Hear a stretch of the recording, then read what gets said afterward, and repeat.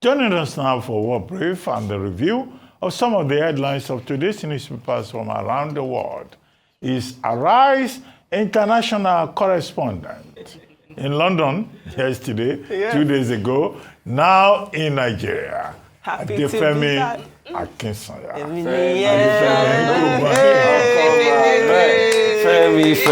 Thanks for the tea. Thanks for the tea. You guys are so welcome. You know, I know that you don't drink any fizzy drinks, as you shouldn't. So I thought a tea would be a fitting gift. Yeah. How's everybody doing this morning? Doing Praying well. for more international assignments for you, so you Hey. can bring us more gifts. We try. We try. Let me tell you what is happening around the world. And unfortunately, we do start with some very heartbreaking news. A family of Spanish tourists, including 3 children, have died on Thursday in a helicopter crash in New York. A warning that the images we're showing you are disturbing. Now, 2 people were initially rushed to hospital after the impact, but unfortunately all 6 people, the pilot, 2 parents and 3 children on board, all were killed aboard this helicopter, and they of course died after it crashed into the Hudson River near Lower Manhattan. The footage shows the helicopter crashing into the water at an extremely fast speed. The helicopter broke apart midair and crashed upside down into the river between Manhattan and the New Jersey waterfront. It was the latest high-profile aviation disaster in the United States, following other recent accidents in Washington, D.C., Philadelphia. Now, the National Transportation Safety Board said it will investigate. Just lately, we have heard that the identity of the father, one of the parents on board, was that of a Siemens executive, I think, from Spain, and visited with his family. They were on board a tourist helicopter when it came down. Very, very tragic news there.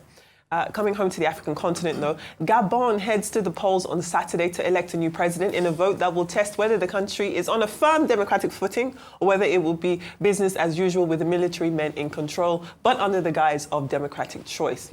Well, you see, this is a picture of Bryce Oligui Nguema, now the transitional president. Now, he staged a coup against Ali Bongo in August of 2023. Nguema and his military junta promised to return power to civilians at the end of a 2-year military transition.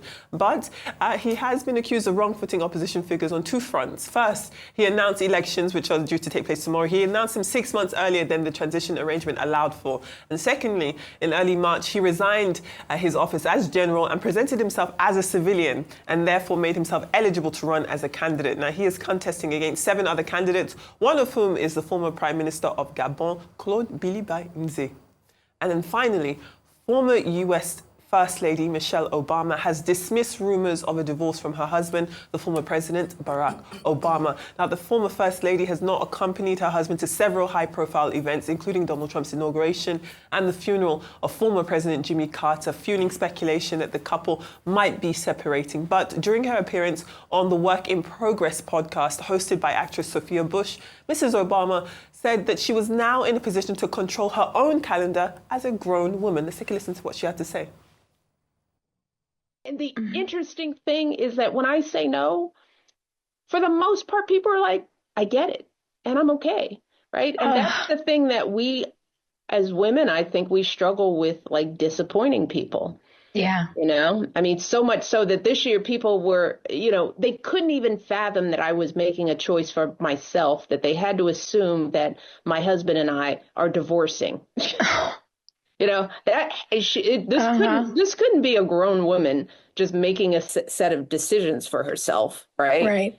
But that's what society does to us. We start actually finally like going, what am I doing? You know, who am I doing this for? And if it doesn't fit into the sort of stereotype of what people think we should do, then it gets labeled as something negative and horrible. Very interesting feedback there from former First Lady Michelle Obama. I do think that sometimes people don't need to address rumors, but I think she made it seemed like it was important, especially during the context of what they were talking about, which is women in education, what her priorities are, and her just talking about how she's in control of her calendar. She'll need to follow that man everywhere he goes. And those are your stories from around the world. I Love to mean, hear she's your thoughts. spot on, and she just had to clear that rumor because Fox News have been making the rumor mills even louder, the likes of Daily Mail and all of that, and all the rubbish and the verbiage they've been saying. So kudos to her there. And as regards the family, very sad one. You know, at some point I was fingers crossed, I was sort of like praying for a miracle on the Hudson again and thinking that some Captain Sully, you know, was just going to make things right, but it's a very sad one.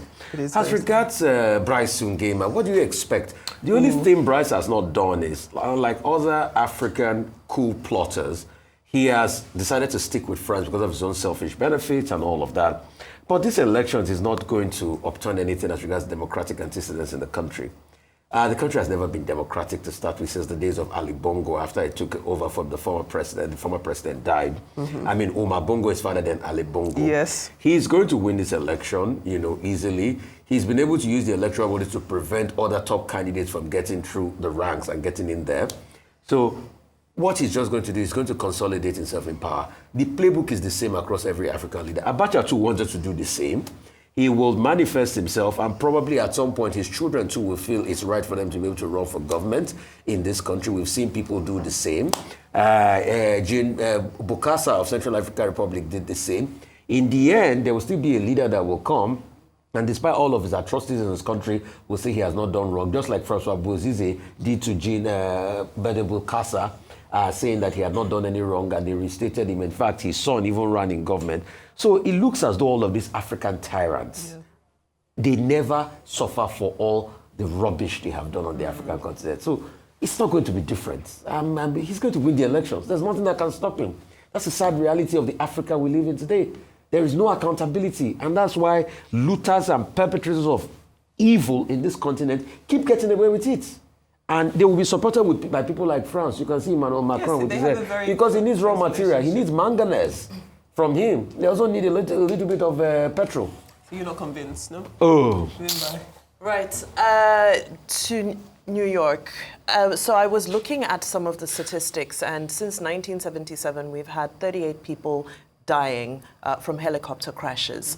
Most recently, that wasn't in New York, but you remember the crash, the airplane in Washington, the plane and the helicopter has triggered a relook at some of the framework and the rules in which helicopters are allowed to fly and so forth, because it's clear that there's a problem. It's clear that there's something going on with helicopters. And, you know, they often talk about how, you know, if you've been to New York, you know about the number of tourist helicopters there are. Some of them don't even have doors so that you can take good pictures and get a good look and so forth. So now there's just a rethink about how safe are these and where are we getting it wrong? Because there's certainly something wrong in the system. Very, very sad to hear about that. Michelle Obama, my. I think it's so sad that we now live in a world where a whole Michelle Obama and all her achievements and accomplishments now has to come down to start addressing this type of, you know, cheap gossip, if I may call it that. Fox News. I think it wasn't from Fox News. Fox was spreading it to evidence deal Vimbai. Anyway, yeah, there was Fox News. I think it's unfortunate because there's so much value that she has to offer, which she does offer. I'm glad she's doing this podcast, which is sort of just a remake of herself and just her rebuilding her brand and stuff. And we've seen a lot of that. You know, she's written the books and she engages with the likes of Oprah and so forth. And in this podcast, she's decided to give more of her personal side. And, you know, it's almost like a personal mentorship that she's doing. I like that take on sort of life after official public service, life after being a first lady, because most first ladies do sort of just step back into the shadows. But I love that she understands that she carries a lot of influence and she's managing that very well, and a lot of political goodwill as well. So, you know what? Well, she had to debunk this, but I wish we could focus on the stronger and more impactful parts of her messages than whatever's happening in her marriage. I don't think it's consequential to the price of bread. Okay, in my view, what are the key editorial points with these stories? Because we editorialize, so can we focus on the editorial points? With regard to Gabon, there was a coup in Gabon in 2023, where Brice Nguema removed his cousin, who was president, who took over from his father, who had been there for about 45 years, in 2009. And then, you know, the Bongo family had, ruled Gabon for 56 years. So he came in as a military commander of the Guards. Now he wants to be president. The one issue that we should focus on is that this is about transition. He wants to be president. He wants to civilianize himself. He was born 50 years ago, March, I think, 1975. So, number one point is that what does this say about the recent coups that we had in Africa, in Mali, in Niger, in Burkina Faso? Would this send a strong signal to these other countries about coup making, coup plotting, coup execution in Africa? Agreed. Number two is that he will win on Saturday, April 12th. So you agree with Rufai? No. Despite the 7 opposition candidates? I have no doubts so about there's no democracy in Gabon again? I have no doubts about that. Okay. Because the Gabon independent so-called electoral commission is very corrupt. It's fraudulent. It was fraudulent under Ali Bongo. It will be fraudulent also now. So the major challenger is former Prime Minister Alain Nze, who is probably an Igbo man that ended up in Gabon during the Civil War. A lot of Igbos, exported to Gabon. I actually didn't know that. During the Civil War, yeah. In fact, there's a story about even Bongo, Ali Bongo himself. And they have been in that system. Yeah, so not independently to verify, but there's no story. Alain Nze is not going to win. He's going to be, this Brice Nguema, who is a cousin of Ali Bongo. A major issue in this election is a point about dynasty. But in 2024, I think November, there was this constitutional reform in which most of the things there talked about, we don't want dynastic rule in Bongo, military can also be there. And now they have in the constitution what they call a 7-year single term that is also renewable. So what Nguema is trying to achieve is also another sit-tight rule in Africa. Because if he wins, he will do 7 years, which is renewable for another 7 years. In other words, I don't see how Nguema's emergence is going to address the Bongo legacy problem that seems to be an issue, in Gabon at the moment. But let's leave all these political issues and constitutional issues and talk about the people of Gabon. 2.3 million of them, 860,000 of them are registered voters. They are going to vote. We will see the turnout on Saturday. Yes. They have issues. Unemployment is over 40% in that country. There are issues in terms of exports. They export timber, manganese, and all of that, but there's also corruption.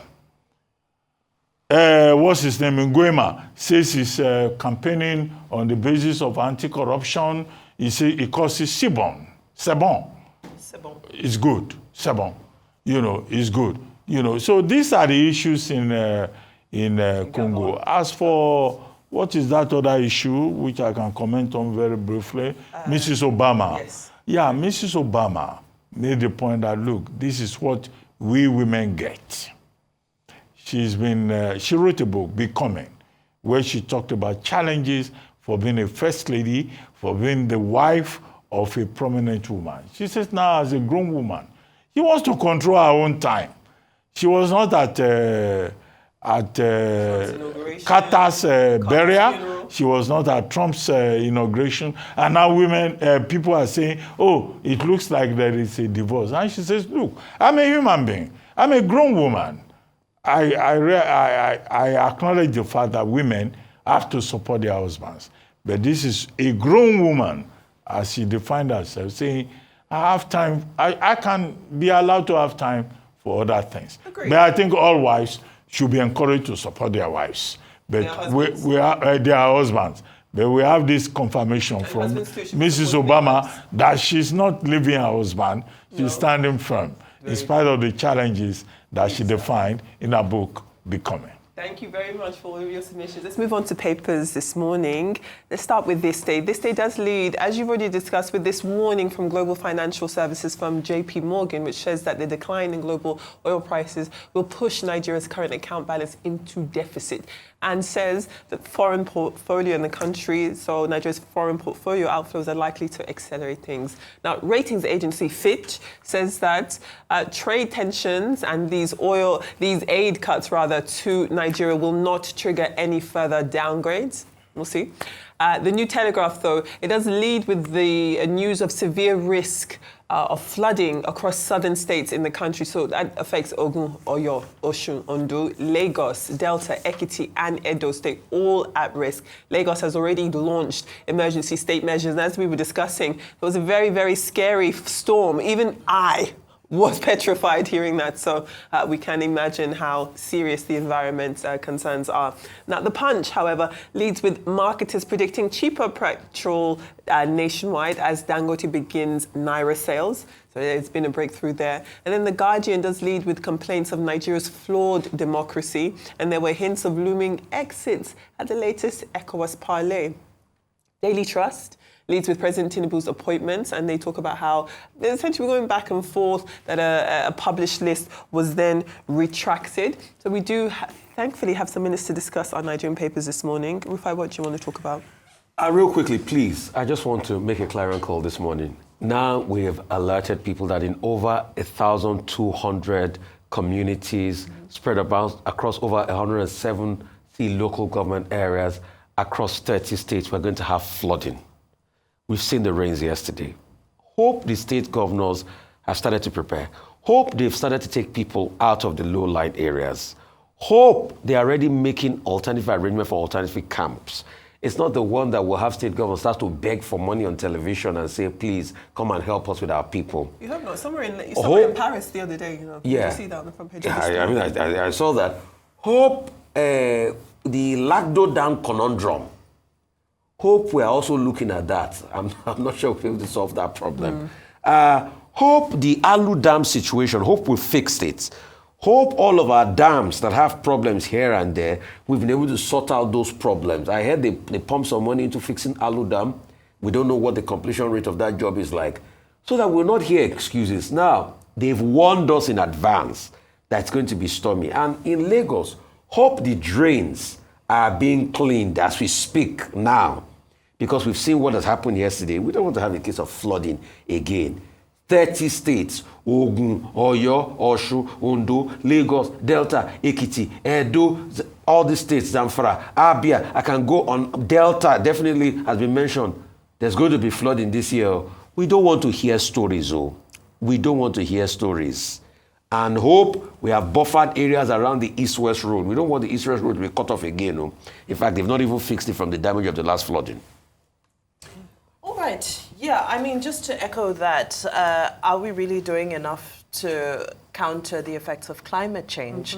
Because none of this is a surprise to us. This is a trend that we've seen, year and year again. Of course, as much as there's a concern around lives and livelihoods, food security is another major thing that now comes into the conversation. If this is going to be a perennial thing, what are we doing besides sitting and waiting for this to happen every year, and then food prices go up and so forth? So I do hope that this year our response is going to be a little bit more coordinated and well-planned than we've seen in the past. Now, very quickly to the issue of federal character, I believe that's on the front page of Daily Trust. That has been it's turned into, it's almost like the Trump tariff war. It's a lot of ping pong back and forth going on, which began with allegations, of course, from Senator Alin Dume. He was on prime time with Charles Anyagolu when he made those. But he's not the first person to have said that. Several people have spoken out about how they feel that President Tinubu's appointments do not reflect federal character. So in doing so, yesterday, the Special Advisor Sunday Dare now published the list of appointments and the various geopolitical zones of origin reflected in that list. And of course, you know, social media is quite a space, you know. So as soon as he published it, of course, there were several reactions and people commenting and saying, but this is not correct. There's an error here. There were several errors. So, of course, they had to retract it and then quickly issue an apology and say they're working on the new list. So we continue to await the new list. It's a strategy that was used by President Buhari during his tenure as well. When he was criticized about issues around federal character, he also released a list to say, well, these are my appointments and this is what is represented from each geopolitical zone. So we await the finalized list. Look, Section 14, sub 3 of the 1999 Constitution is where there is this whole thing about federal character. And the whole idea is to encourage inclusion, to encourage, you know, equal representation, equitable representation of all ethnic nationalities in Nigeria. But we have observed that in the breach. Some of us have argued that there should be a sunset clause on that Section 14, sub 3, and that it should be amended. You cannot say that when you are appointing people to positions, you know, you must pick somebody from this local government, you must pick somebody from that area. There should be a sunset clause. The emphasis in Nigeria should be on meritocracy. Capable people, competent people should be the people who should be appointed to positions in the public space, in the civil service. But some people have created a situation in this country whereby they have entrenched what Bishop Kuka calls the myonization of power. And that's why we have this ethnic conflict. We should have a country where merit is the issue, where competence is the issue. So all this argument about, President Tinubu has appointed more Yorubas, he has appointed more of this, and then Sunday Dare says, we made a mistake with the matter, we will come forward again. Well, it's because this is not a country that is run on the basis of competence and ability. The other argument is that people say, we have competent people in every part of Nigeria. Yes, I agree. There are people who have come from the most, minor of the minorities who are brilliant and gifted. But can we place emphasis on merit and competence rather than all this talk about, this village has more people, this person. The president of Nigeria can dispense patronage. Over 5,000 patronages can be dispensed by the president of Nigeria. They can seek a balance in between. This conversation is too primitive, and it will be an insult to a big country like Nigeria. We should look for competent people, people of merit. Thank you very much. I think that's a great place for us to end. It sure is.